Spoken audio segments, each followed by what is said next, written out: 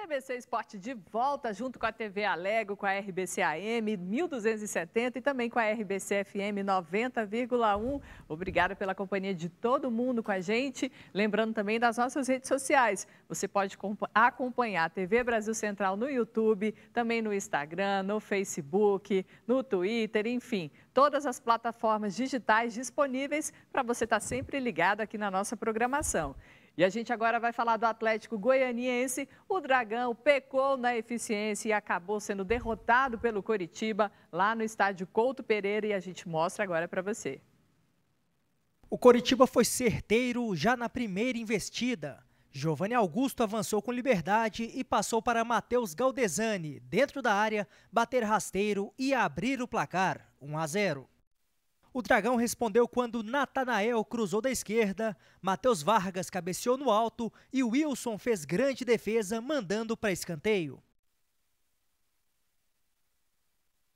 Erro na saída paranaense, Marlon Freitas roubou a bola e Zé Roberto finalizou no canto da entrada da área. Wilson espalmou.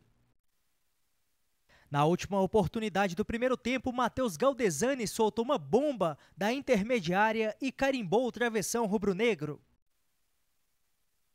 Aos 14 do segundo tempo, Ricardo Oliveira cobrou falta. A bola bateu na barreira, tocou no braço de Neilton, que dominou e mandou para as redes. Com a ajuda do VAR, o que seria o segundo gol do Coxa foi anulado. Aos 34, o Wellington Rato arriscou o chute cruzado do bico da grande área e o Wilson fez outra boa defesa, evitando o empate.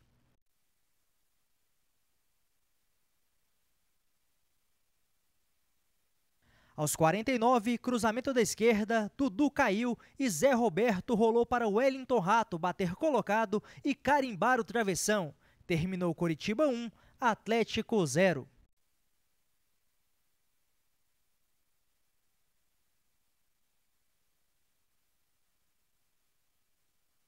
E o técnico Eduardo Souza avaliou o desempenho do time rubro-negro no jogo, olha só. O que mais pecou hoje foi, na maioria das vezes, nós darmos essa transição, como foi o gol do Coritiba. No primeiro tempo eles tiveram uma chance numa finalização, nós tivemos hoje, eu acho que foi o jogo que nós tivemos mais posse, mais controle, mais domínio e menos finalização que os dois outros jogos. Quanto à intensidade, eu acredito que a equipe, até os números do GPS já mostraram, foi intensa, ficou com a bola, correu, lutou. Nós não podemos falar um A da equipe em relação à intensidade. A gente tem que analisar, vocês, todos analisam o resultado, que é o normal, nós temos que analisar, claro, com o resultado, mas também o desempenho e como era a característica do jogo, né? E aí, meninos, o Atlético Goianiense acabou que encerrou o primeiro turno ali longe da meta, longe não chegou até a meta que eles queriam, que era ficar entre 23 e 25 pontos ali tranquilos no primeiro turno, mas preocupa? Acabou perdendo também a vaga na Copa Sul-Americana, caiu para 13º, né? Já fica numa zona de perigo, porque está ali a 3 pontos, numa zona de rebaixamento. Preocupante, porque no Campeonato Brasileiro são 2 derrotas em sequência, uma para o Palmeiras e essa para o Coritiba. Somando a da Copa do Brasil contra o Inter, já são 3. Tem um jogo pegado amanhã, onde é muito difícil, né, para ganhar do Inter lá dentro de Porto Alegre. Vale muito dinheiro esse jogo de amanhã. E se o Atlético ganhar, paga todos os pecados dele, né? Ele tem tempo para uma recuperação no Campeonato Brasileiro. Então, é encarar o jogo de amanhã. Na verdade, preocupa um pouco, né? Esse jogo de amanhã volta o time a ter aqueles desfalques todos. O Eduardo, de repente, começou a perder. Da primeira vez foi muito eficiente. Não perdeu, mas agora eu acho que com essas derrotas, isso apressa a contratação de um novo treinador. Sei quem. Olha um treinador que está se revelando bem aí, esse menino do Palmeiras, o Andrei, né? Que hoje despediu-se do Palmeiras e nos últimos 4 jogos ele fez simplesmente 14 gols, 5 na Libertadores e 9 em sequência no Campeonato Brasileiro. Ganhou do Bragantino, foi Copa do Brasil também, né? Foi Copa do Brasil. Mas de 3, ele ganhou de 5, ganhou de 3 do Atlético, 3 do Bragantino, 3 hoje do Atlético Mineiro. E ele vai sair, porque o treinador português já estava lá hoje assistindo o jogo. Mas o Atlético tem time para reação, e eu acredito na reação no Campeonato Brasileiro. Domingo é contra o Corinthians, né? Provavelmente até no estádio Antônio Ascioli, porque o time precisa voltar a vencer aqui. Esse que é o problema. O Atlético, Thaís, tem 2 vitórias no Campeonato Brasileiro dentro de Goiânia. Isso é ruim, porque ele vai ter, no retorno, 10 jogos em casa. Mas aí tem que vencer, tem que aproveitar esse fator campo. Exatamente. Há 2 vitórias, há 2 jogos atrás, o Atlético estava na 9ª posição. Agora você imagina, perdeu 2 na sequência no Campeonato Brasileiro, já caiu para a 13ª posição. Como que a coisa desanda desse jeito? O treinador, o Adson Batista, eu acho que ele não vai nem esperar o jogo com o Corinthians. Depois dessa partida com o Inter, o Atlético deve divulgar logo o nome do novo treinador. Até foi comentado a questão do Mancini voltar, se ele não tiver naquela fase boa lá do Corinthians. Não. Mas não vão esperar, não. Não vão esperar, não. Vão contratar logo o treinador para o lugar do Eduardo. O Adson está no mercado, né? Falou que precisa de mais 2 meias, 2 atacantes e o treinador que ele espera apresentar até antes do jogo contra o Corinthians. Inclusive, né, sobre a atuação no mercado, mais uma vez foi bem o Wellington Rato, que foi uma das últimas contratações do Atlético. Foi muito bem no jogo, talvez tenha sido o principal nome Sofreu pênalti, da equipe rubro-negra.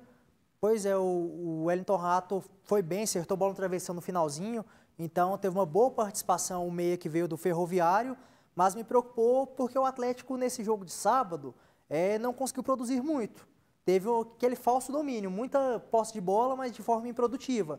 Não conseguiu, só no final mesmo que foi pro abafa em cima do Curitiba, mas não conseguiu produzir grandes chances, não conseguiu, por mais que o Wilson tenha feito 3, 4 grandes defesas, não teve aquele volume de jogo que o Atlético já apresentou outrora nessa mesma temporada pós-retorno do futebol. Então me preocupou um pouquinho essa queda de rendimento do Atlético, especialmente do sábado, contra um Curitiba que não tinha seu principal jogador do setor ofensivo, que era o Robson, e ainda assim teve espaço com o Galdesani e com o Giovanni Augusto, que saiu lesionado no intervalo, mas e a marcação do Atlético, se eu estou elogiando o Wellington Rato, o Baralhas e o William Maranhão continuam sem se encontrar, continuam não entregando. Não sei se a gente subiu muito o sarrafo de avaliação no Atlético por conta do Edson, da excelente dupla que ele vinha fazendo com o Marlon Freitas, mas Baralhas e William Maranhão, o nível caiu bastante no meio campo rubro-negro. Evandro, e aqui que a gente pode falar sobre essa queda de produção do Atlético? O que seria essa causa dessa queda de produção? Isso é natural. Na sequência de jogos, o time ganha 1, 2 jogos de times maiores, surpreende, passa a ser marcado, né? Então os adversários vão estudando a forma de jogar. Ontem, no sábado, o Eduardo já fez algumas mudanças que não deram certo, né? Colocou o Ferrarese para jogar mais do lado direito, ele sempre joga do lado esquerdo, né? São essas coisas assim que o treinador às vezes cria uma situação que acaba atrapalhando. Tipo, fez o Cuca lá no Santos. Estava jogando direitinho todo o jogo. Meteu 3 zagueiros contra o Fluminense, se complicou todo, né? Acabou perdendo o jogo. Mas o Atlético é uma queda natural, ninguém resiste ficar. O Palmeiras estava aí, ó, perdendo, teve uma sequência de 4 derrotas e agora já vem de 3 ou 4 seguidas, contando Vitórias. Copa do Brasil, contando Libertadores e tudo mais. O time voltou a vencer. Então, isso é uma fase que todo time passa. O Flamengo começou mal o campeonato, encaixou, perdeu de 4 em casa. O Campeonato Brasileiro é bom por isso. E a gente vai falar disso agora, porque além das partidas de Goiás e Atlético, nós tivemos também mais 6 jogos pela Série A do Campeonato Brasileiro na tela para você.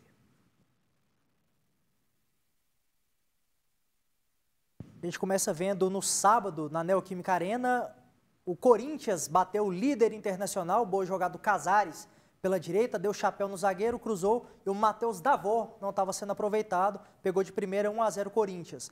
No Rio de Janeiro, o Botafogo saiu na frente do Ceará, gol de pênalti do Honda. O japonês Keisuke Honda fez 1-0 no estádio Newton Santos. O Kleber, centroavante, bom centroavante do Ceará, recebeu na ponta esquerda, puxou para o meio, soltou uma bomba para empatar 1-1. Aí o Botafogo voltou a ficar em vantagem com o Matheus Babi, de cabeça, cruzamento da direita, cabeceou no cantinho preciso, 2-1 Botafogo. E aí no segundo tempo, o Ceará empatou mais uma vez. O Leandro Carvalho tabelou com Vina, bateu cruzado, deixando tudo igual. 2 para o Botafogo, 2 também para o Ceará. A gente teve também no sábado à noite, bobeira da defesa do Fortaleza, o Wellington Silva bateu, pegou no zagueiro, matou o goleiro e o Fortaleza foi derrotado no Castelão por 1-0 pelo Fluminense. Fluminense vencendo fora de casa. E aí ontem tivemos no Maracanã, o Pedro fez bela jogada individual, bateu no canto, 1-0 para o Flamengo contra o São Paulo.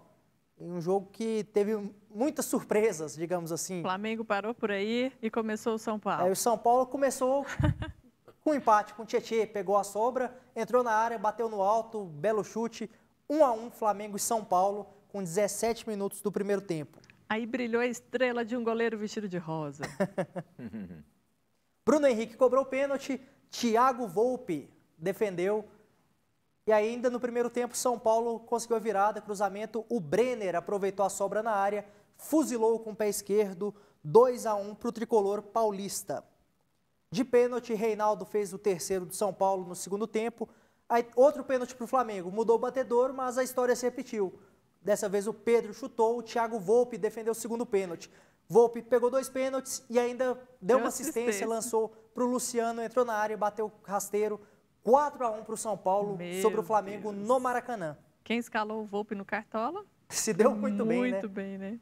Defendeu 2 pênaltis, deu assistência, brilhou. 18 são pontos? Eu não sei como é esse negócio de Cartola. 18 Sim, pontos. 18 pontos. 18 pontos. E a gente já está vendo, para a alegria do nosso fez. Evandro Gomes, né? O Santos venceu o Bahia na Vila Belmiro, cruzamento do Soteldo da esquerda e o Madison fez 1-0.